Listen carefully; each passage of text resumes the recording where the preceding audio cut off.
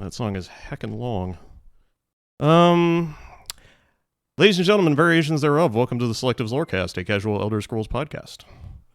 My name is Rotten Deadite. Today we're talking about Khajiit again, because there's just so much. Also, by the way, thanks very much to Michael Ziegler for following the channel you're currently on. With me today are... Intros. With me today are... This one is James, also known as Aramithius. This one is Skurgicus, or Moon Sugar Leader, but you might know me as Michael.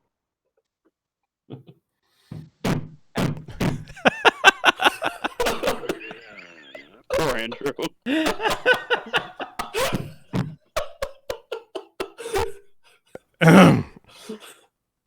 That's Andrew. He's there. He's having work done. Also known as the White Gwar, with a great hammering from above. Somebody's trying to deliver a hint? I don't know what it is. So we're actually just going to continue talking about Khajiit this week, not because we don't have anything else to talk about, but because we just ran out of time last week. There's just so much. It really is one of the best explored cultures in the Elder Scrolls universe, aside possibly from Dunmer, I suppose. And it certainly is something that a lot of people love to hear about. Khajiit are incredibly popular, and I certainly don't mind talking about them. So last week, and please correct me if I'm wrong, but last week we pretty much covered the Khajiit creation myths, and sort of we kind of roughly outlined how Khajiit, how Babi are formed, with in relationship to the lunar lattice. And I think this week what we need to do, we're going to be led dominantly by Moon Sugar Leader here. But I think my questions this week are, I'd like to spend a little bit more time talking about the nature of Moon Sugar. And see if we can make any assumptions about the specifics of Moon Sugar. But also, I also want to talk a lot about the spurious relationship that Khajiit have with ownership, and sort of the role of the modern Khajiit in Tamrielic society. Okay. In general, which sounded really, really dreadfully dull, and I wish I hadn't phrased it that way, but there it is. It's out there now. So, Michael, let's talk a little bit about Moon Sugar. This is a substance that is apparently harvested from a sugarcane-like plant, correct? Right. Yeah, you can actually find sugarcane farms in Canarthy's Roost, and I'm not sure... maybe in Reaper's March, I'm not sure, but definitely in Canarthy's Roost in ESO. And it looks just like plain old sugarcane. But apparently, when it's refined, it has this mystical energy, or mystical power, I guess you would say, that gives the Khajiit this profound enlightenment and allows them to travel to the moons. And this is... that now. So does that mean that Moon Sugar... or cane sugar or whatever, does this plant necessarily have an established metaphysical connection to the moons? So the way that it appears in the lore is that the moon's light shines down on the cane, or down maybe on the water or surrounding the cane. It's not clear. Yeah, I suspect the water. Yeah, I suspect the water, and hence the moon's light is absorbed into the cane and transforms the cane from just cane sugar to moon sugar. Oh. I have sunlight instead of sunlight and getting nutrients that way. It doesn't. Right. Is what you're saying. Now I have controversial theories about this. This is my own ideas.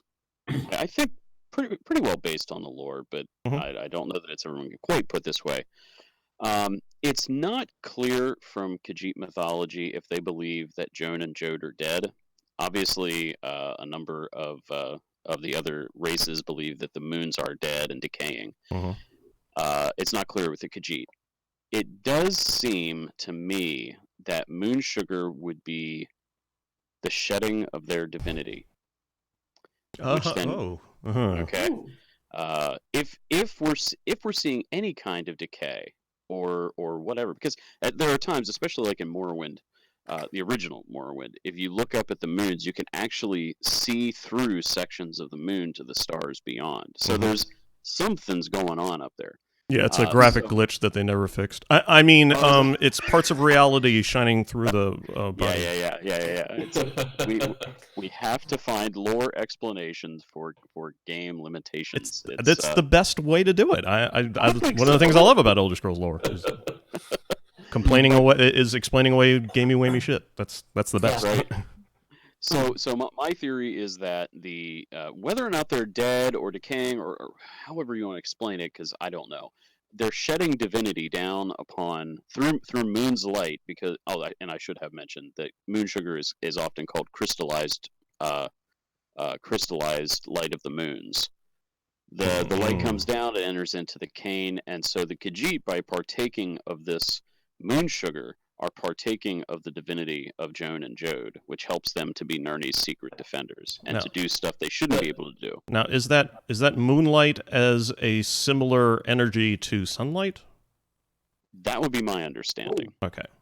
Given that sunlight in Sun and Magnus is connected to Magicka and so on, does moonlight have a similar equivalent to Magicka?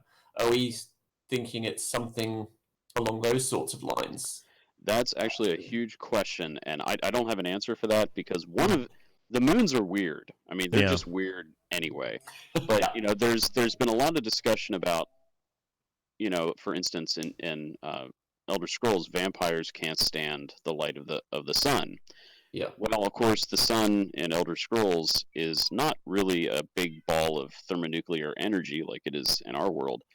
It's a tear in oblivion, and it's the light of pure magic shining through, and for some reason that messes with vampires. Well, the trick is that's based partially on I hate to interrupt, but it's based partially on the fact that, or the idea, the suggestion that that real world vampire lore, the sun's light dissolves vampires because it's the light of God, right? Banishing evil. So, and one could probably guess that cultures in Elder Scrolls, like I'd suggest maybe the Altmer, would have a similar explanation for the light of Magnus. The trick is that the light of the moons, at least the light of our moon anyway, is the light of our sun refracted back down. So why doesn't that kill vampires? Right. I don't know. It's weird. Well, then maybe the light of the moonlight is not the light reflected off of the sun. Maybe it's which would be my thought. Yeah. I mean, you don't. Do you get the if I recall correctly, they didn't necessarily say that the shapes that the moon takes, in other words, that the moons take, in other words, the waxing and waning, the crescent, and and such like, are not caused by Nirn moving in front of them, right? No. And I haven't read cosmology in a while. I don't know why the moons change shape, other than I don't remember either. the whole thing of Jokajay and the cycles of the moons and all of that kind of stuff, which seems to be the lore reason for it. But this is one of those places where real world physics and Elder Scrolls physics do not match up. Nope. Something to do with hiding from Nani or Anur or something. I don't know whether because the lattice we established last time was the method whereby people hide from the wrath of Anur. Right. So is the shape of the lattice and the movements of the lattice connected somehow with what Anur is doing at that particular point? And are we getting refracted Anu through the changing shapes of the moons? Is my thought that strikes me. That's an interesting thought, man. Yeah, because it's a dance to keep out of the way, and they're hiding, and bits of the moon get hidden. I don't know unless the shape change is actually bouncing them in and out, floating them in and out of existence into I want to say a liminal space, but I'm not sure there's much conceptual room for that in the in the way that the Elder Scrolls cosmology is overall set up to hide from whatever Amalur is in how it gets processed. I Love Nachos suggests that it's the movement of the turtle. I would suggest that I Love Nachos is mixing up his cosmology a little bit. Also, it's not the turtle that moves, it's the four elephants on the back of the turtle that move. And yeah, it's the movement of the four elephants on the back of the turtle that causes the stuff happening. Yeah, whatever. There's I cannot remember. It's in probably almost every sci-fi universe, but I remember reading somewhere that someone had a planetary shield that had oscillating frequencies, so it was never pulsating at exactly the same frequency, so that you couldn't get through. Was that Star Wars? That might have been Star Wars. Might have been, yeah. Adapted to the polarity. Yeah, you just have to reverse the polarity. That's Doctor Who. How many more IPs are we going to go through today? I know, right? My connection with that is that maybe that's kind of what the moons are doing. The reason that they keep shifting, even though it's a predictable cycle for whatever reason. Maybe the shifting is important. It's like a shield. It's a warp field shield, maybe. Yeah, that works. So I think who pointed it out? Is it Johnny Anonymous asked if the Dunmer created Skooma? I don't remember, but that sounds about right. Yes. I have extremely controversial thoughts about this. Okay, go. Can I Oh yeah, no, yes. Go ahead. I was going to say get a question in about the moons first, because Khajiit, in ESO, if I remember rightly, they identify Lorcage with the shadow behind the moons, or maybe a third moon of some sort. It's not Joan and Jode, but he does have a place up there in the lattice. Right. Is he the serpent, or maybe the? In ESO, his corpse is the Den of Lorcage, which would be the fourth moon. So there are potentially 5 moons. Joan and Jode are the other ones that you can see. Yeah. Okay. Then you've got the main. We'll talk about that. Then you have Lorcage, or the Den of Lorcage, and then possibly the Necromancer's moon. Right. There we go. Though maybe that's Revenant shining through a liminal tear. I'm not sure. I always thought the Necromancer's moon was a Revenant. Thras. Yeah, this is where we find out the Sloan have lunar six moons. Among Nern's various moons are. Right. There's probably more. Although I did have it pointed out to me lately, just random moon-related stuff, that the Necromancer's moon does not appear on any orreries. No, it doesn't. That is right. Yeah, which is kind of weird, seeing as Madame Arco is prominent enough following the warp in the west. For some Blades agents who presumably aren't expert astronomers to notice things there. Yeah, subconcussive. That might be because my microphone's cranked up too high. I'm trying to figure out how to fix that right now. Yeah, but anyway, that was my only thought. That it's a question of where Lorcan is, and thinking back to moon sugar.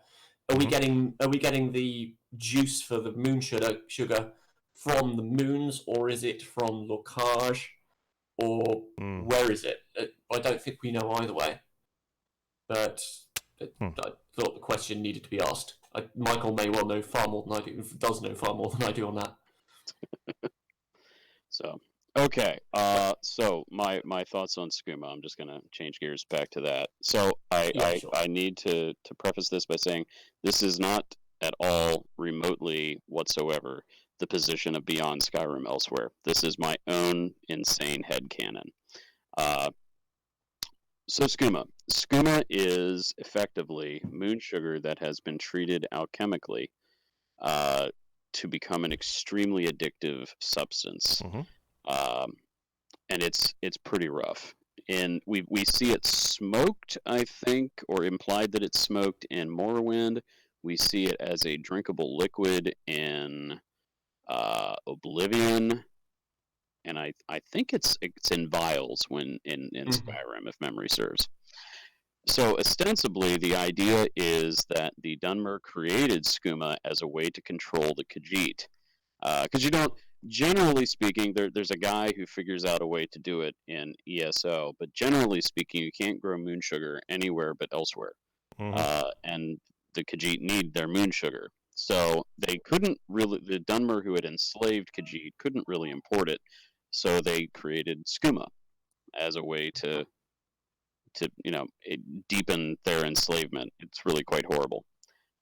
I have this thought, and I'm even a little hesitant to say it, but I'm going to go ahead and we'll see where we end up with it.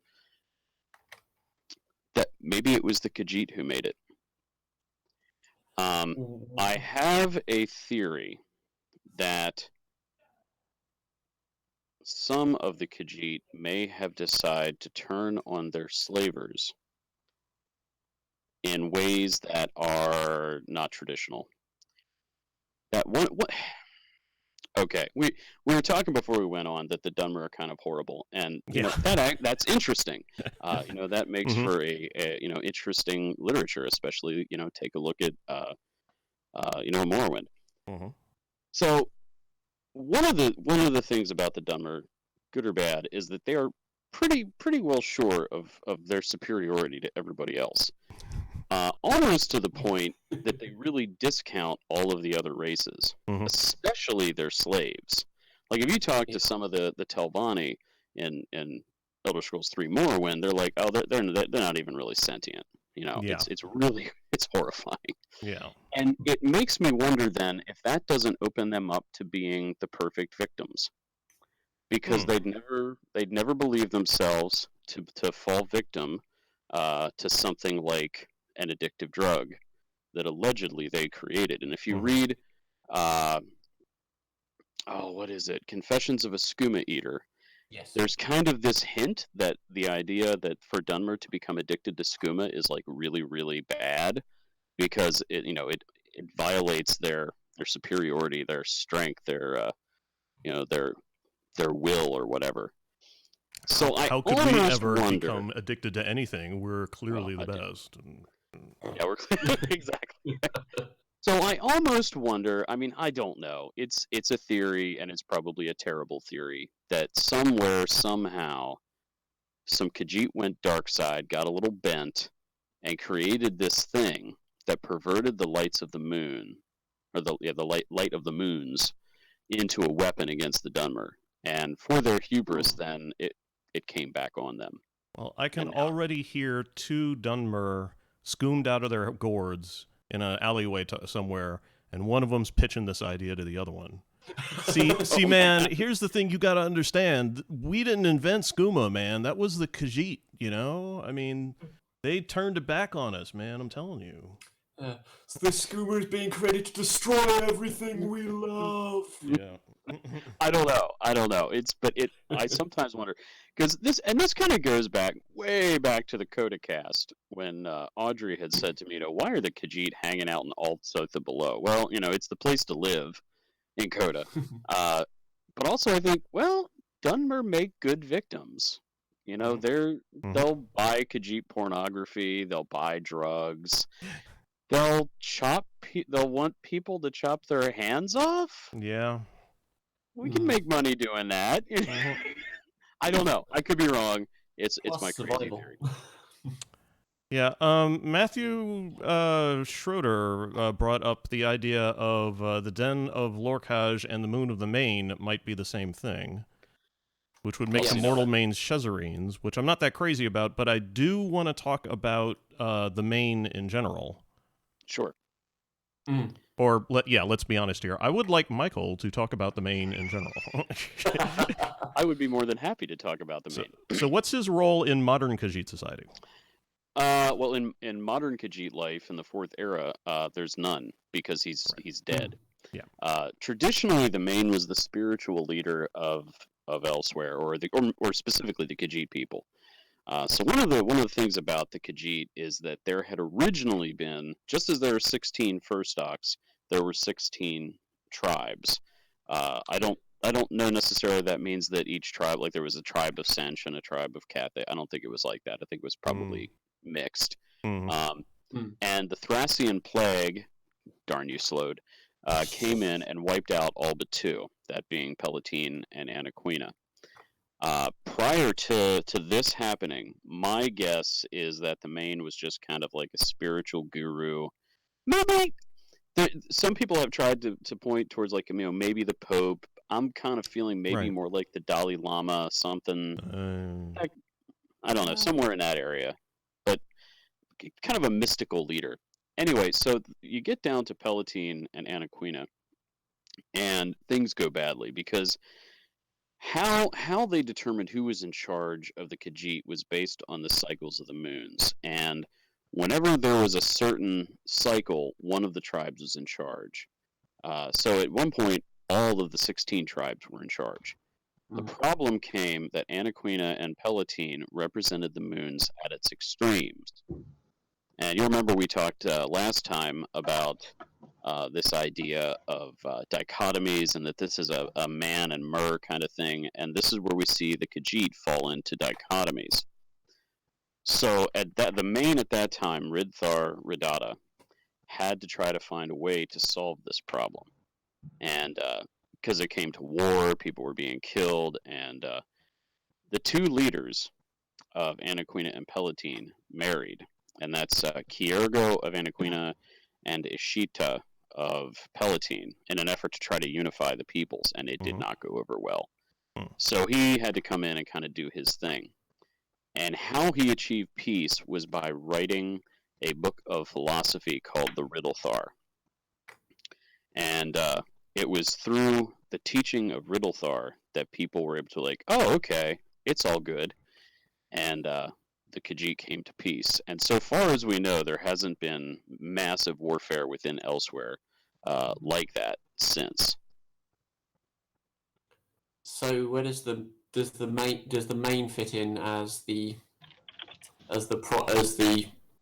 kind of balancing force for this, as the focus of the Ridata, as the kind of unifying thing? It was the stick all of your bits of fur to the main as a symbol of unity, wasn't it? Right. And one of the ancient rituals was that when a new main came to power, all of the Khajiit shaved off their manes, and the main would wear them as I don't know if you'd really call it a wig, because there's even a picture of the main in the Third Era.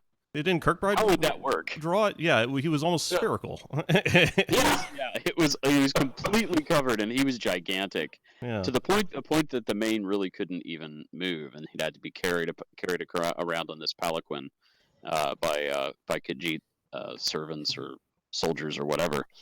But yeah, that was an ancient practice, and my understanding is that somewhere along the line they said, okay, that's kind of crazy. The main can't move. Yeah. So eventually they still shave their manes when there's a new main, but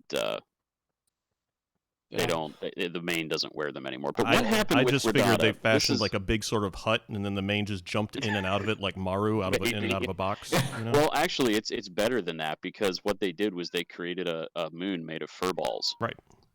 Yeah. And that's so what's floating this up there. comes. Yeah, this comes from a fantastic post on the old Bethesda forums called "Return False," and if you haven't read it, you have got to read it. And it talks about that the main as basically as a divine being, and it does appear that the divine main is Ridthar Ridata, because he shows up in ESO. And he leads you through the moonlit path when you're trying to establish a new main, because the main you meet early on gets assassinated. So my kind of take on this is that Ridthar Ridata is the divine aspect of the main, and while there may be other mains that come and go, they're all on some level the main, which could be Ridata, reincarnated time and time again. So there's only one true main, which, if I remember correctly, is an idea that they had, that's part of the whole idea of the Dalai Lama, that there's only one. Yeah, and he's just reincarnating. Yeah. So there you go. Yeah. I do also remember there was a line from the first edition pocket guide which is screaming at me at the moment in terms of how the main gets involved, because the Dalai Lama, if we're going to carry on with that analogy, he does kind of get involved in politics by kind of throwing comments from the sidelines, but doesn't do any ruling. Right. The first edition pocket guide for which so this may very well be badly remembered Cyrillic propaganda. It was that talks about elsewhere being a thinly veiled theocracy. Right. At any point. So, I'm just curious about what sort of relationship the Maine has to the ruling families of elsewhere, and whether we've got any concrete examples of how the Maine affects policy. So I haven't played Reaper's March in a while. It is a sadness, but generally speaking, Khajiit society, the ruling folks are the clan mothers. So it's kind of a familial kind of a thing, and they handle kind of the day-to-day ruling of the Khajiit people. I am pretty sure that there's another level. Well, there's the Moon Priests, there's the Moon Priesthood, and the Moon Bishop, and then the Main, who is like the head of everything. But really, I guess maybe technically the head of the church. I'm not sure. It depends on how you interpret several things there. But it is an interesting kind of multi-tiered authority structure. And it strikes me as being not so much like, where we have, kind of local, state, and federal government here in the U.S., that it doesn't function like that at all. It's almost like, instead of hierarchical, almost like, I don't know what that word would be, but that they all work, well, in perichoresis. They work in a dance together. Yep. Hang on, I found it. Hang on, the precise line, which roughly goes over what we've been talking about from the first edition of the Pocket Guide, is: peace was restored, however, when the normally non-partisan Khajiit spiritual leader, the main Ridtharadata, bestowed to the classes equality under the bilunar shadow, dividing their power in accordance with the two moons dance of the Jacajay. What this established, in a more understandable sense, was a rotational power base in which both sides of the Khajiit society, the city dwellers under the nobility and the nomadic tribes of the desert chieftains, shared alternate control of the region based on the phases of Massa and Secunda. The terms of the measure, the Riddle Thar, were overseen by the thinly veiled dictatorship of the Main himself. Right. Since then, elsewhere has withdrawn into itself as a society. So the Main is the final arbiter as such, and if we're taking, well, I don't know whether you quite how accurate the Pocket Guide would be in describing it as a dictatorship, but insofar as, I guess it's a dictatorship insofar as a civil service is a dictatorship, if you like, because you have politicians that go that phase in and out of being elected and so on, but the bureaucrats who enact everything and actually control the tools of government stay fairly constant, whether it's that sort of a thing. Could be. But it's also important to remember that the Pocket Guide to the Empire is very nationalist, so... Yes, absolutely. It definitely sounds like it's imperial propaganda, but I mean, they may have a point. I mean, considering that that connection that was made between the Main and the Dalai Lama, and the Dalai Lama pretty much has more or less complete control of Tibetan Buddhism, does he not? I mean, isn't that? I mean, he's a spiritual leader. He leads the people in their religion. So if we consider the religion, which in this case is Buddhism, and think of it more as a way of life, which is how Buddhists would explain Buddhism, then I mean we get a little closer to this. I mean, we may have other underlings, I guess, under the Dalai Lama who kind of see to the day-to-day things, but ultimately the Dalai Lama has the final say on most parts, or trusts his the people that he's delegated tasks to. Because I know we've got the Main as a spiritual leader, and then we've got the clan mothers, and they're usually the more representative of the smaller groups. Am I hitting the nail here, Michael? Yeah. It could be familial groups. There is a clan mother who's kind of the head of a town in Reaper's March. It's one of the first towns you come to. I can't remember what it's called. which kind of surprised me. I thought that the clans led by the clan mothers were all pilgrims, or nomadic, I should say. But it turns out that that's not the case. You have clan mothers who live in cities and may have a variety of tasks. Which not to turn this into a Dunmer-cast, because they all do eventually. But I can't help but see a connection between the clan mothers and the wise women of the Ashlanders. Absolutely, yeah, definitely.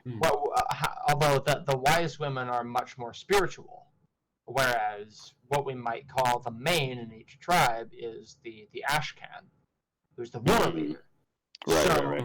What connections do you think exist, if any at all, between? I mean, is that just a similarity in hierarchical structure that we could compare any Ashcan to Napoleon, for example, just because their leadership? I mean, what do you think? I would say that what you're looking at in both societies is the recognition that there are different ways of approaching problems and different ways of understanding problems. One is an intuitive base, which is what we would think of as wisdom traditions, wise women, clan mothers, and the other is more direct and active, and that would be the Ashcan, and in this case, not the main, but the Paksich. Among the Khajiit, the war leader of the clan is called the Paksich. Interesting. And where do we see that? Is boy, that oh man, because I've honestly never heard of that. Yeah, it literally shows up like once or twice. Okay. I don't have it. I don't have somewhere super obscure, and I probably glossed right over it somewhere. Yeah, it's really easy. That I had to go looking for it when we talked about it in the mod, because I had never heard the word either. Yeah. Do you know how that's spelled, just so I can work it up? If I remember correctly, Pakse, two E's, CH. I think that's the way it's spelled. Found something about it on the gel page on UESP, but that's...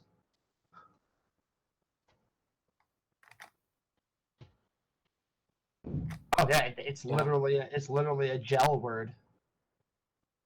And that's all we know. Yeah, it's a clan chair, patriarch leader, basically a wise father concerned with the welfare of the whole family. Oh, hold on, wait. Yeah, it says it's gel. That's weird. Let me see what I can find here. Here, I'll link one it of the in, Twitch here. Oh yeah, it does. Oh wait, no, here it is. I gotcha. Blackwood Company. This is where it came from. In Oblivion. Oh boy, let me see if oh, that's such a large article. so much blocks. It's in when you have a conversation when you go to the Blackwood Company in Oblivion and talk. There's one of the guys who's one of the leaders is a Khajiit, and he talks about Thogots, which that's another subject, and he refers to somebody as a Paksich. Yeah. Okay. Because there it is. Well, the company was founded by Khajiit Paksich, or clan chair of the warriors, named Rizakar, along with the Argonian mage, etc., etc. Oh, which is okay. So I wonder if that's like a historical inaccuracy for like in universe, because if Paksich, or maybe it just got combined into the gel language here on that page, because it says clan chair in gel. So either there's something going on with the languages there, one language borrowed it from the other. That's possible. Which, yeah, it's definitely possible. Or because we have both the Khajiit and the Argonian both forming the Blackwood Company, one of them was a Paksich.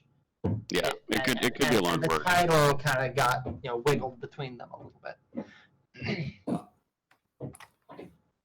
But one of the interesting things that happened with ESO, that's caused a lot of discussion in our mod, was the emergence of the title Clan Father, which is a title you get if you buy the I can't remember which Serenity Falls, I guess it is the Yeah, mansion in Reaper's March, I believe, and it's like 3 million or something. It's crazy. I almost bought that house. Okay. I know, right? But if you buy it, you get the title Clanfather, which until that time, none of us knew that such a thing even existed. Now, who knows? Maybe that's a silly thing. But I think it's an interesting idea of having clan fathers and clan mothers when all we ever knew of was clan mothers. That I know of, there's no lore on clan fathers. Yeah. I wonder if it's just a way to be inclusive for players. Could be. Because I mean, giving them the title of main would be That would be weird. too much. Yeah, don't do that. It's, you know,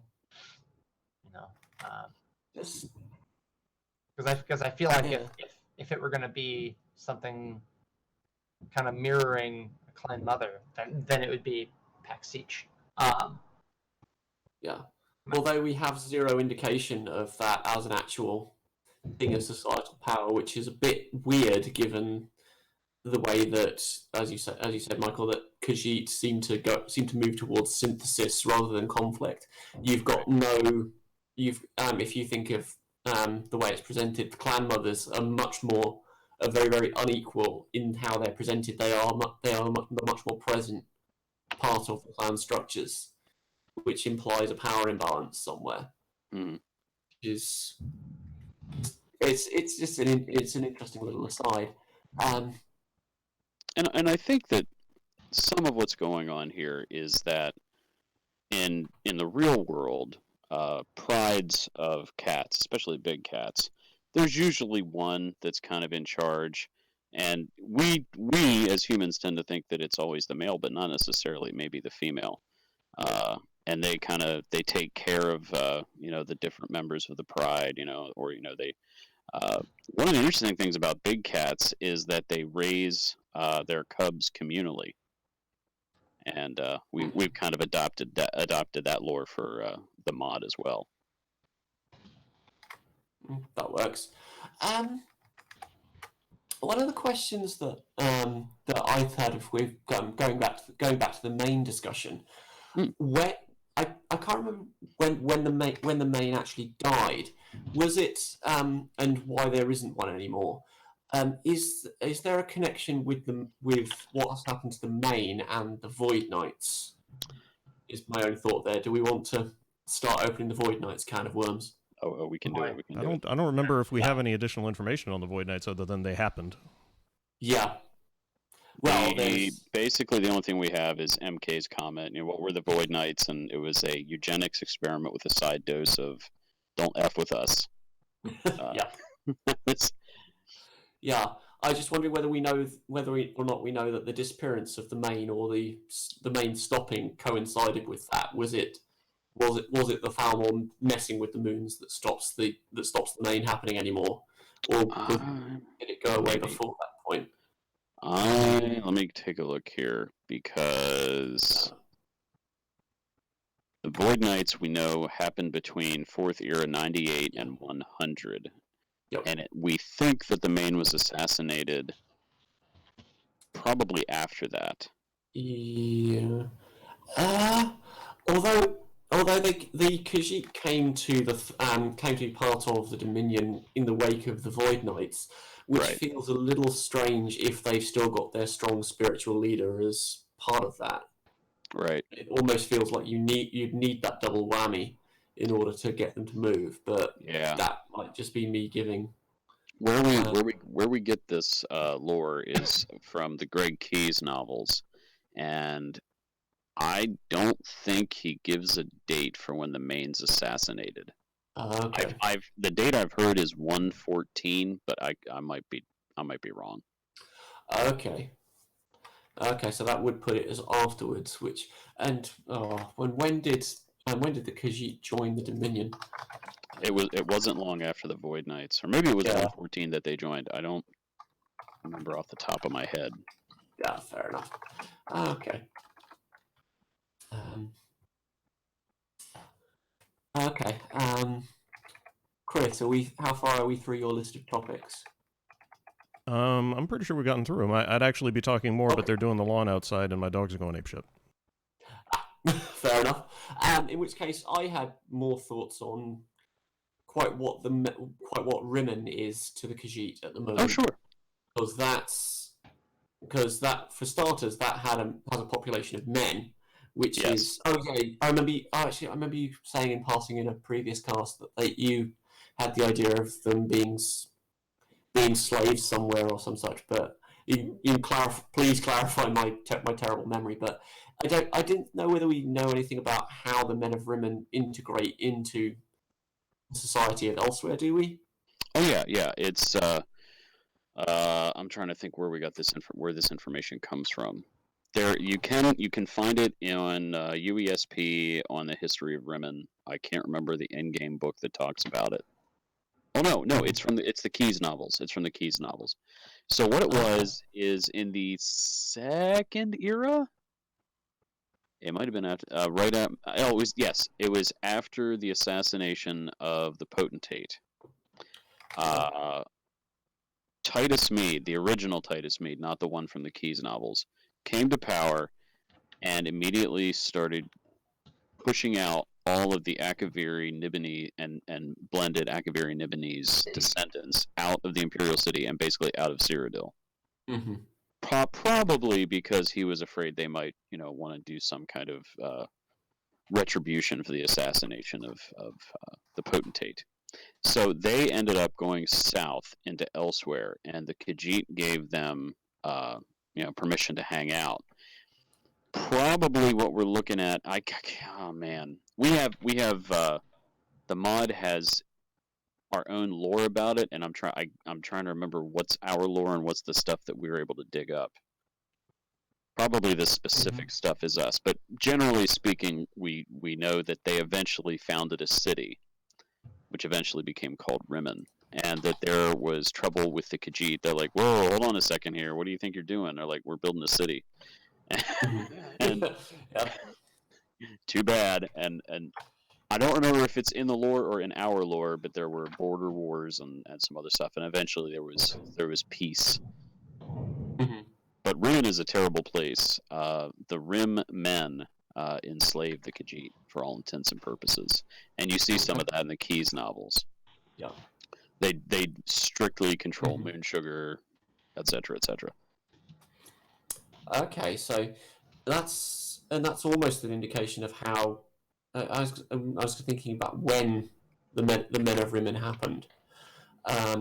Simply because were they an imperial incursion to try and see how well will the Khajiit adapt to our suzerainty, or do we need to take a firmer hand here, or can we just can we leave them be?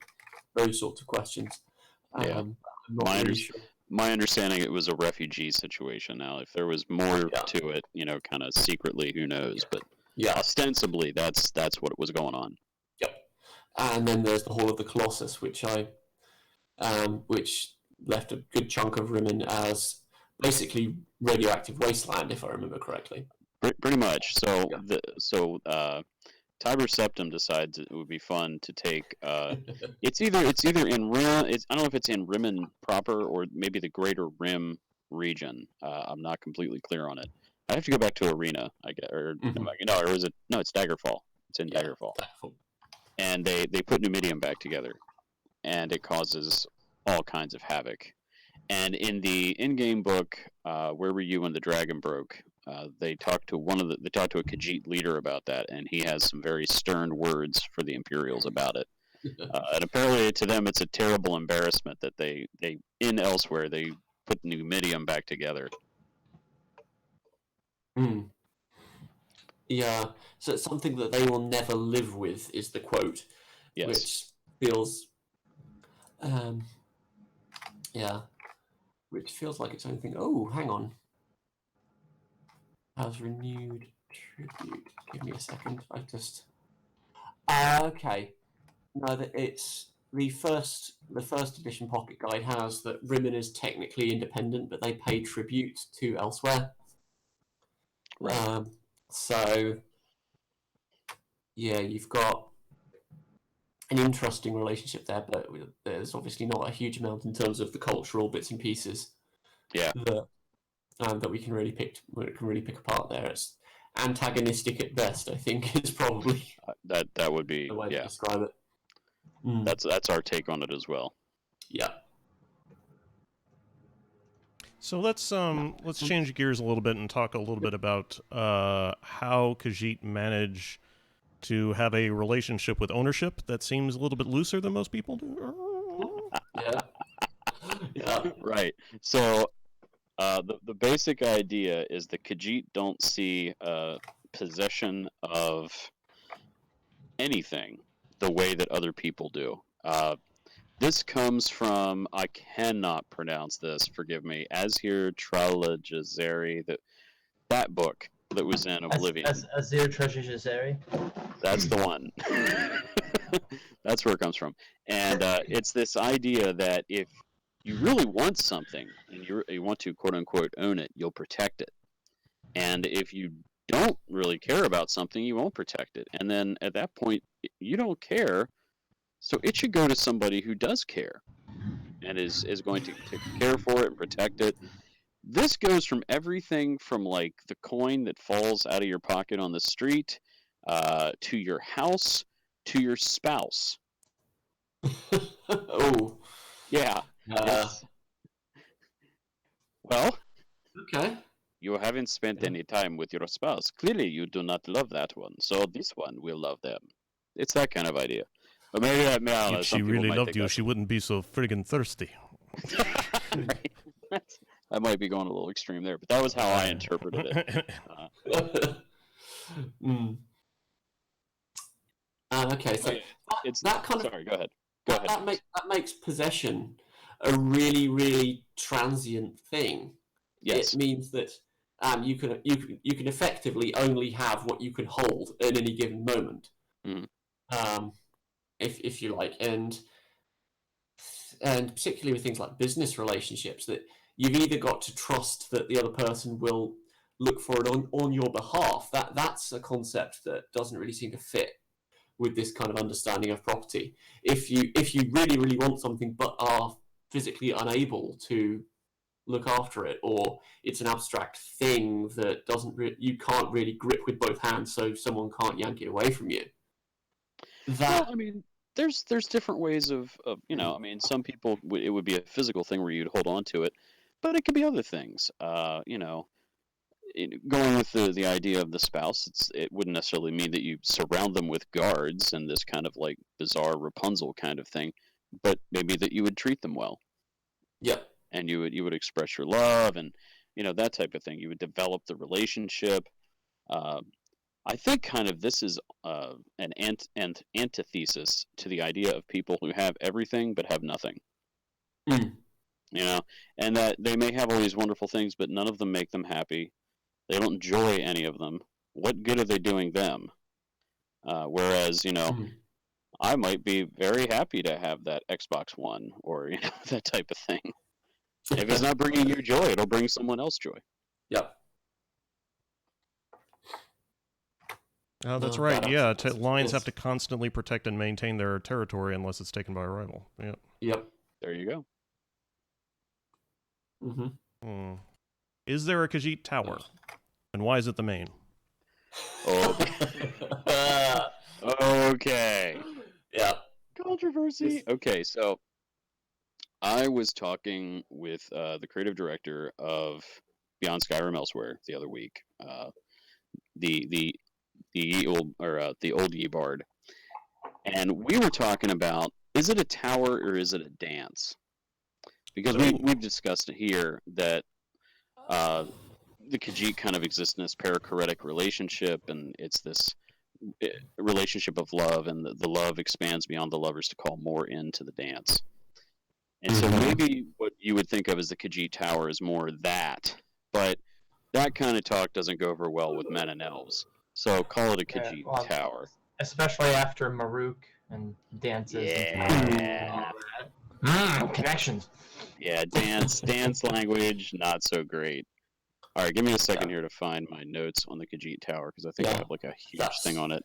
Yeah, As from what I can remember, there is it's the only real textual evidence we have for it is in the words of the clan mother, which is that that Khajiit will have to be able to climb to set the moons back on their courses, Right. which I take to be reminiscent of the way that towers get described in the Numantia Intercept, that the Merethic towers are built in imitation of Adamantia, which is a spike of unassailable reality. So towers at their base are meant to imitate unassailable reality.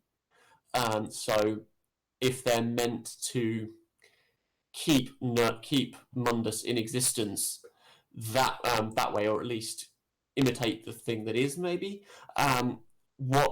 In what way does the Khajiit keeping the moon stable make that an or enhance or keep unassailable reality?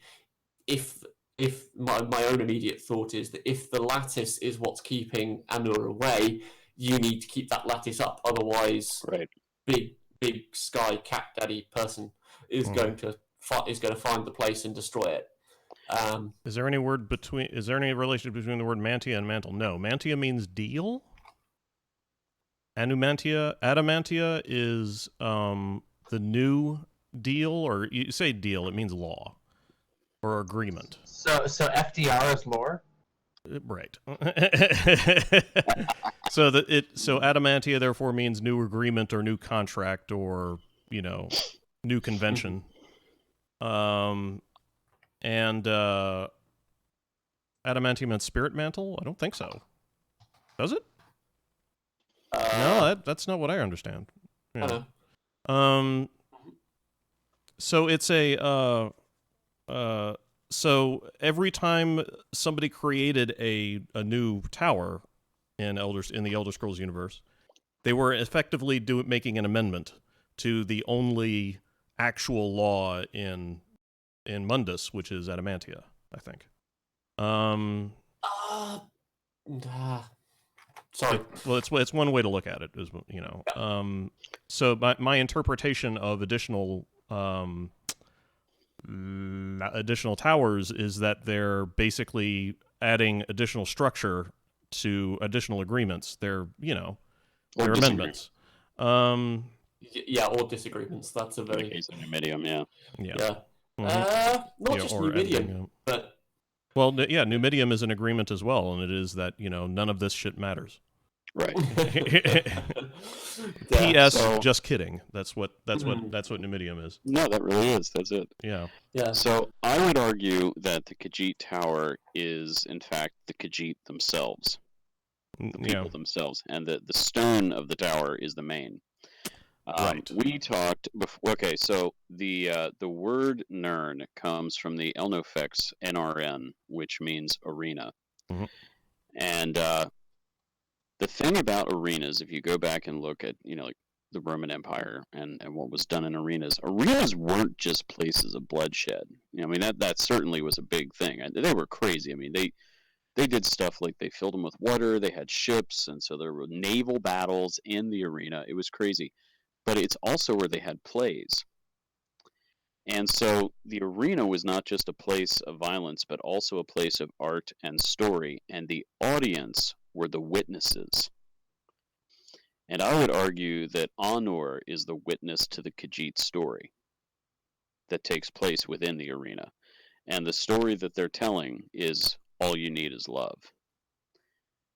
And so in that sense, the Khajiit Tower expands beyond, it's twofold in that sense. It's seeking the healing of the father in that mythological sense, Fisher King, that type of thing. But it's also saying for the healing of the. It's seeking to heal the father, not to heal the speaking to heal the father, and it's also speaking to heal the wounds of the children as well. I would say. Because the king is the forest. Yeah. Yeah. All you need is love. And it's been suggested by some of the folks at the Elsewhere mod that the main may be kind of a recurring thought about this idea that love overcometh all things, that recurs throughout every kalpa. Now, whether or not it occurs as a Khajiit, I don't know. But this idea of love, the main, is this recurring. You could call it a virus, I guess, if you wanted to.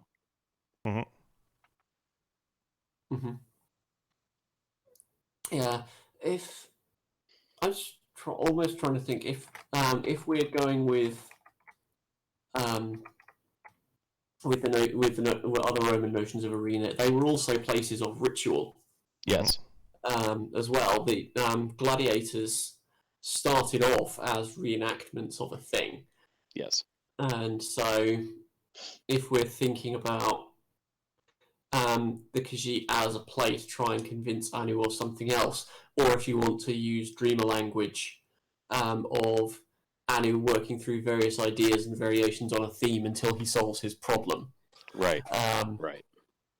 Then that structure, that ritual, is the way through which he's doing it, and the Khajiit are potentially the wild card element, the thing that's constantly changing and shifting in patterns to try and to try and work out what works. Which, if I'm just thinking how many possible combinations do we have for different phases of the moons for Nern? Oh, mathematically. Yeah. A lot. Yeah. That's what I'm thinking. And if we're thinking the Khajiit are helping them work through something, then do we have a huge number of possible combinations? It's something like it's something like 2 to the power of 16 or something, if I remember the way I was crunching it rightly up. I think that may well be quite wrong. So, do we have the Khajiit as a shifting thing to try and reenact those rituals and try and find a new stable reality where none really exists, because Anur is still working things out, is still trying to be convinced, if you're using the play analogy. Yeah. Sorry, that was kind of long and rambly, but I think there was a point in it. No, you're good. I mean, I think of it as, and I think I mentioned this last time, that kind of my interpretive matrix for Elder Scrolls on the dream level is that if it really is a dream, then the patterns or paradigms that we see in Jungian interpretation of dreams come in, and that dreams are ways of the unconscious communicating ideas that the conscious mind can try to. It's deep truths held within the unconscious that are attempting to come forth into the conscious and be realized, and usually it's the unification of the self and what Jung called achieving the great man, or kind of the ultimate expression of self, that type of thing. And the Jung's fascination with symbolism was because he suggested that the subconscious of all men and women communicates through a similar set of symbols from one person to the next. So archetypes of the collective unconscious, yeah. Right. Yeah. So he was coming up with these ideas of, like, if there's like a Freud used to bring up the idea of purses and cigars, where he had a patient that had I think it was his mother kept taking his cigars and putting them into her purse. And he equated these into vaginal and phallic symbols, and submission to his mother and all those other kind of wonderful stuff. And since he smokes cigars a lot, someone called him on that, and he said, sometimes a cigar is just a cigar. Yeah, immediately backs away from it, like, no. And it's like, okay, dude, that's real fucking convenient. Yeah. Again, I mean, Jung and Freud had a lot of great ideas, but Jesus Christ. They came to a point of disagreement because Freud tried to say that all symbols have objective meaning. Right. And Jung said, no, the meaning is subjective to the person. Right. Yeah. And thence there was disagreement, and Jung went and did his own thing. Yeah. And despite that, Jung still had a what he thought was a fairly reliable collection of symbols. Oh yeah. And especially towards later in his life when he started getting into how the hell did we get onto this? I'm sorry. It's you and I being on the same cast. Yeah. Yeah. They're gonna talk about Jung for an hour. It's going to happen, so we just may as well enjoy it. Jesus. Accept it. It's related. We promise. Tangentially, yeah. So, the thing about the idea of Nirn being a dream, or Mundus being a dream, or really the whole damn Kalpa, The Arbus, yeah. is one of the things that I like about the Khajiit being sort of unintentionally or I guess just very slightly more aware of the dream nature of the Arbus, is that it means that they tend to recognize symbolism or Right. repeated symbolism much more readily than other races do. So they take on things like, I mean, like the overall theme of the Elder Scrolls universe is the idea of betrayal and death and tragedy. Mhm. And people fighting over a betrayal, perceived or otherwise, and the horrible fighting continues. And it's one of the it does seem to be one of the things that the Khajiit are a little bit less interested in than most races. It seems like most races are pretty much just fine to get down, all the time. Right. And the Khajiit don't really have, to the best of my knowledge, correct me if I'm wrong here, but I don't think the Khajiit have had any formal declarations of war. Oh, there's that. 5-year war. Yeah, Okay, yeah. there it is. I knew I was almost sure there was one, but I couldn't think of it. Yeah. Yeah, Mhm. 5-year war between Elsewhere and Valenwood. Yeah. And that was, I'm terrible with, that's third era, was it? Yeah, it was 95? like mid third era. Yeah, it was third era, where they So- had a 5-year war with the Bosmer. So the question, of course, arises: what does Khajiit warfare look like? Well, we actually have an excellent example of that in Mixed Unit Tactics, Mhm. which is, if memory serves, the first book that you can find in Skyrim. Great choice, but it's fascinating, and it shows how the Khajiit warfare uses the strengths of the different fur stocks. So, I mean, the Sench and the Sench Rot are kind of like your tanks, and they just go in and wreck everything. Mhm. But then you might have the doggy, who are a little monkey-ish. This gets tricky, because they're not all the fur stocks are really well described in the lore. But you'll have archers and different things. My favorite part of Mixed Unit Tactics is when it talks about house cats casting spells, and that, of course, is the Alfiq. Right. And Oh, yeah. the idea They're my of favorite.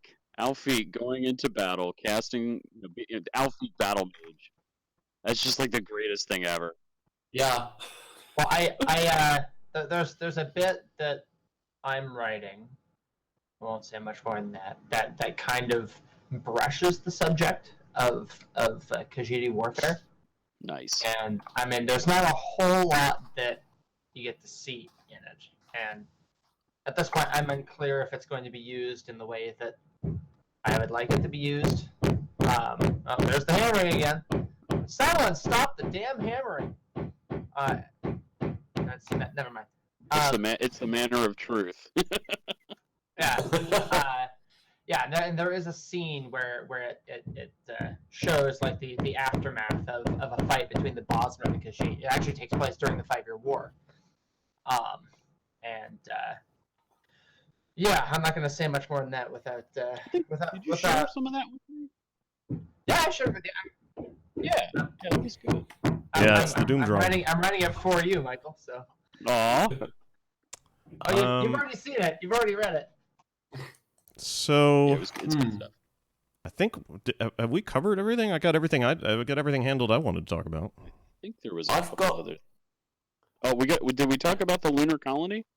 Yeah, the Khajiit. Yeah, we did. We brought it up in passing. Yeah. Yeah, they have a colony in Secunda.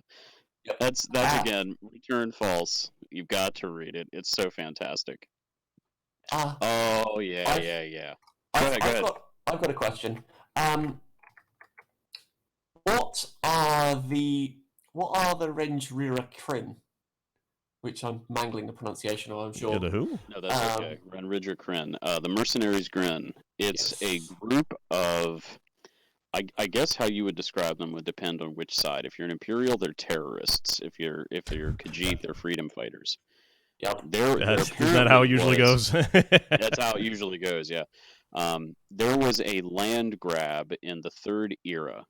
And so if you take a look at your map of Cyrodiil, you have kind of the whole central area. Towards the west you have Calovia, in the east you've got Nibene, and then towards the south you have Breville and Leowyn. And part of that area of which river is it's the is it the Topol River? And then it goes down to Topol Bay. Am I getting that right? Are you possible? Is that? Although I thought the main river for Topol Bay was the Niven. Oh, I'm sorry. The Niven River. I'm sorry. Yeah. No, you're right. The Niven River. Part of that western area had been a part of elsewhere, and somewhere along the line, and I can't remember the specifics. It is talked about, and it may be in that book, that the Imperials are like, oh, by the way, we live here now, and the Khajiit didn't like it. And there's actually a small Khajiit town in Oblivion that you can visit. It has that's where the Sheogorath quest is, and it's horrible, but it's one of my favorite quests. It's so wrong, but it's really something else. But yeah, so there's a land grab, and a bunch of Khajiit didn't like it, and so they basically take to harassing the Imperials in an effort to get the land back, which I don't know if we ever find out if they do or not. I've always suspected that the Renridger Kryn are those Khajiit who are constantly coming up to me on the road and saying, your money or your life.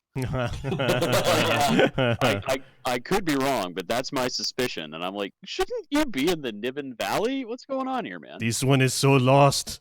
We need plus money. Confused, yeah. You got confused. Yep. That happens sometimes. Fair enough. Okay.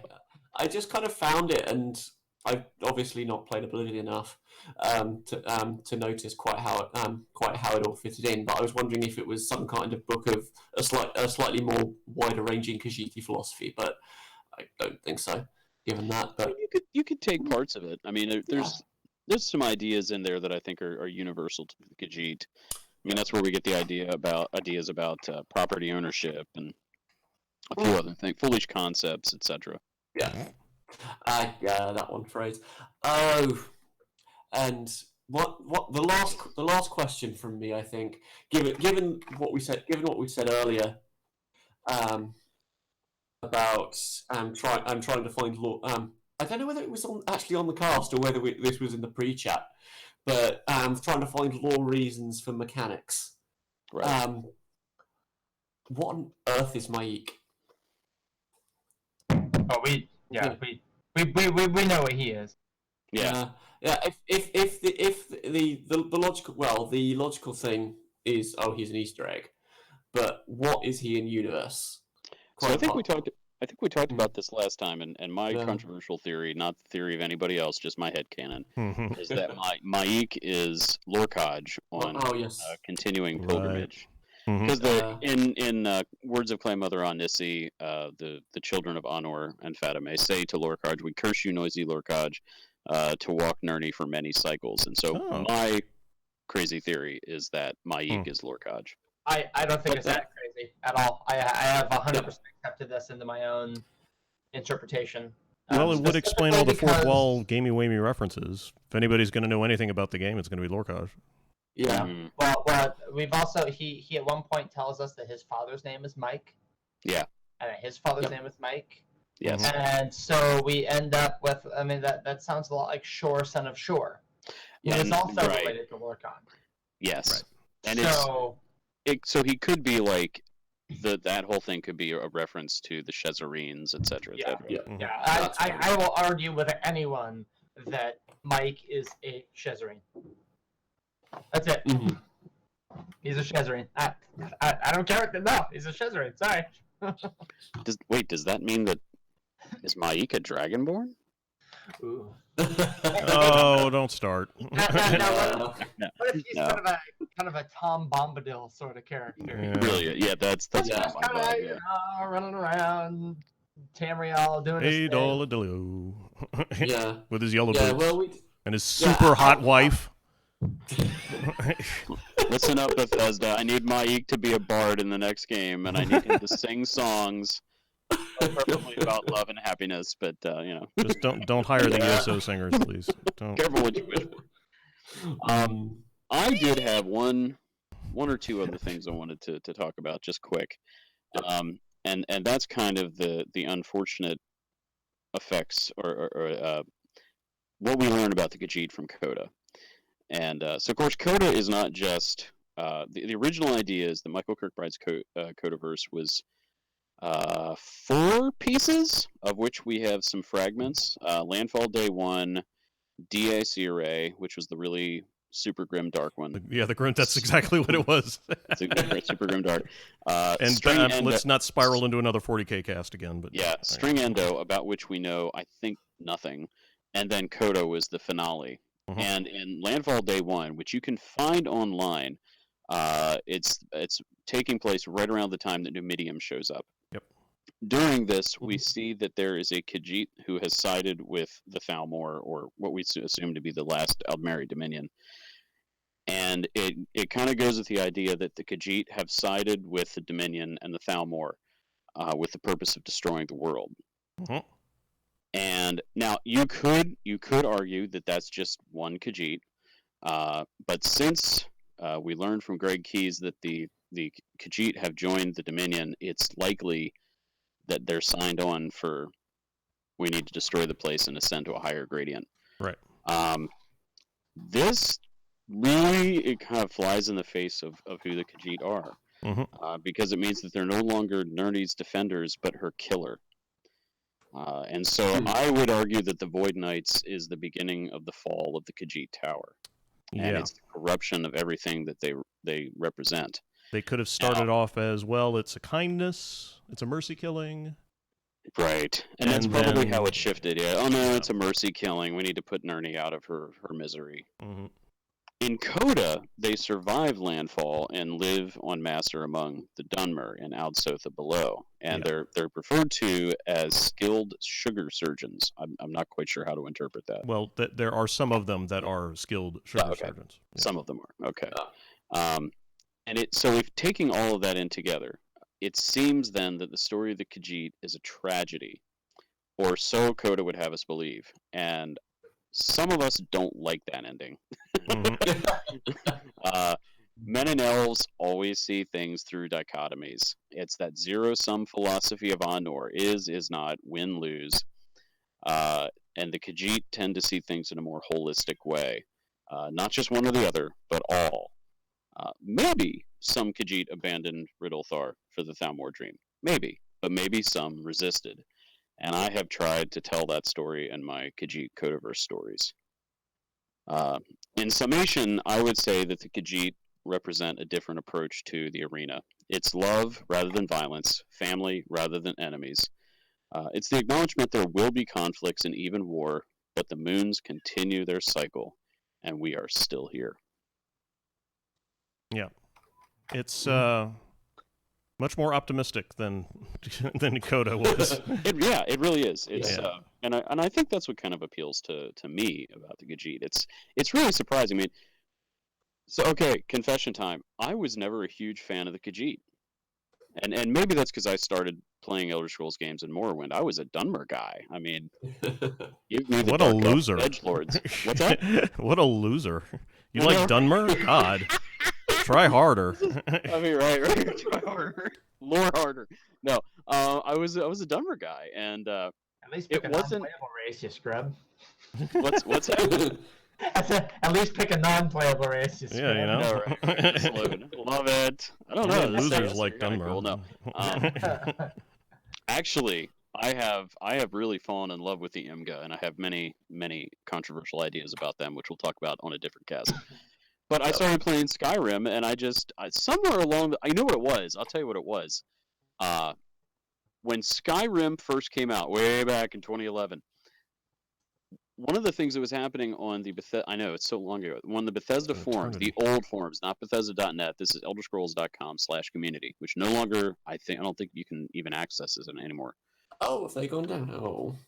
But back then, when people were talking about the game and they were offering reviews of the game, they were doing it through telling stories about things that had happened to them. And I thought, oh, you know what? I should do that like purposely. And so I wrote a series of stories called "What Happened to Jazeer in Skyrim Today." And it's this silly story about a Khajiit and his adventures in Skyrim, and he talks about stuff like, so this one used 2 swords to kill them. He does not know why he did not use 2 swords before, but it was very enjoyable. Stuff like this. Yeah. And I had so much fun with it that I kind of fell in love with the Khajiit. And then Coda came out, and at some point I said, I wonder what the Khajiit thought of this. And it went from there. Fair enough. Oh, and just to clarify, the old stuff is still up. Oh, it is. Okay, Yeah. good. Okay. Forums.bethsoft.com is still there. Awesome. For now. You just can't post on it, I don't think. No. I don't think. Yeah, and Return False is there. Hey, nice. Good news. Yep. It's been copied a million times all over the place by a number of weird Chinese automated systems. Yeah. Which I don't understand. What the hell is that forum even doing? I don't. Annihilating the Bethesda on SEO value. I'll tell you that for free.